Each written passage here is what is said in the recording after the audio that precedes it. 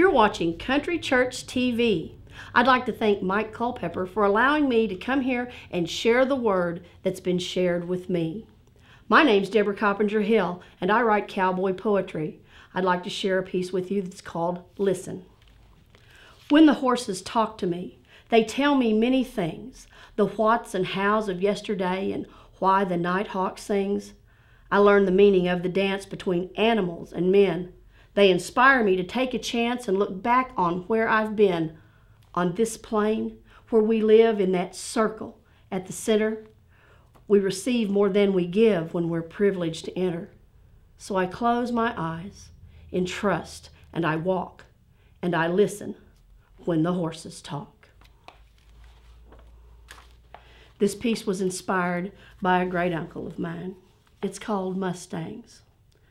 I went to work for him that year early on in the fall. It was my job to help feed and water and clean the stalls. The quarter horses that he raised were among the finest to be seen.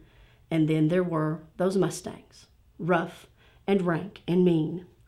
From time to time, the Mustangs would somehow make an escape. No matter how carefully it was chained, they seemed to be able to open the gate. So we'd saddle up and we'd chase them and we'd push them back to the pens. But when it came to those three Mustangs, trouble had no end.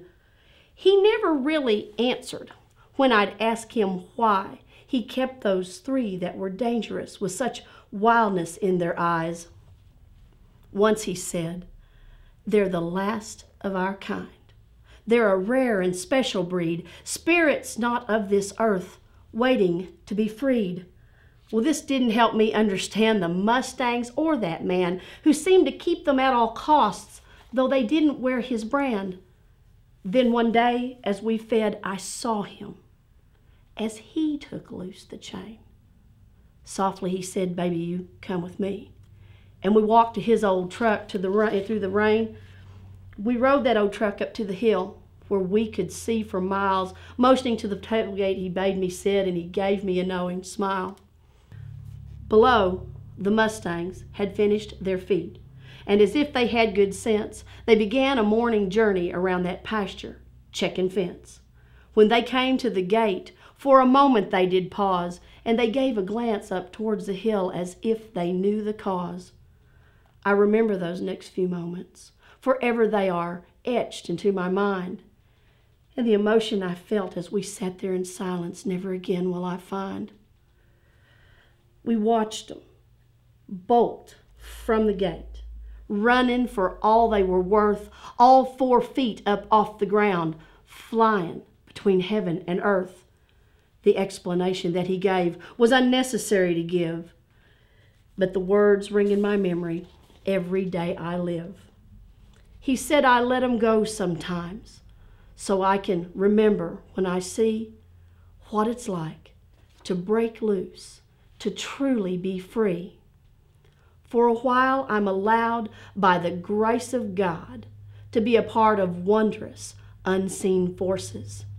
And that, my fine young girl, is why I keep wild horses.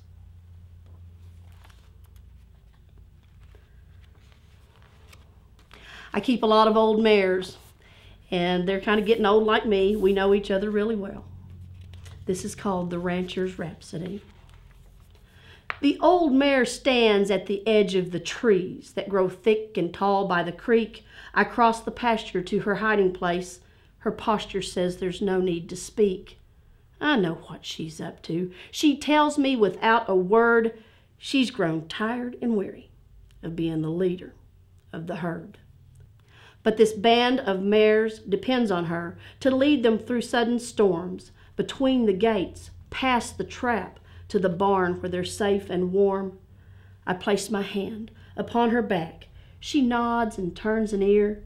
Patiently she waits for my thoughts and seems happy that I am near. I look into her eyes and see the reflected image of my own self-worth, the heritage of our ancestors who established birthright to this earth. Our family was ordained as stewards long before fence posts and wire, chosen as guardians of the land, blessed by God and tried by fire. It is worth every single sacrifice we must make along the way, for what they gave to make it ours is a debt we must repay. So I understand how she feels. I too am weary to the bone, and sometimes I'm certain I can't face another day alone. Duty bound, we accept responsibility. We will survive and endure. Our destiny is in the hands of God. Of this we can be sure. So I lay my face against her neck and we lean into the wind. The storms of life can't break us, though they might make us bend. And bend we will, if that's what it takes to keep this piece of land passed down through generations by those who took a stand. The wind picks up and calls our names, and as it plays our timeless song, we become part of the symphony, and our souls sing along. As our hearts join in and beat in time, matching measure for measure, we are gifted with more than worldly wealth. We become rich in spiritual treasure. As the wind plays this rancher's rhapsody, we too are blessed and sanctified by the grace of the Holy Trinity of grass and water and sky. We put our faith in eternity together. In reverent prayer, we bow our heads to pray. Two, in agreement that God never fails, just like the scripture has said. Our spirits are reborn anew. As the rains come, we are baptized, pilgrims in a divine cathedral beneath sacred open skies. Drawing strength from one another, we know what must be done. We will be forever faithful to this life that is hard won. As receding clouds change the horizon and the evening sun grows dim, we follow the wind back home and we lead the others in.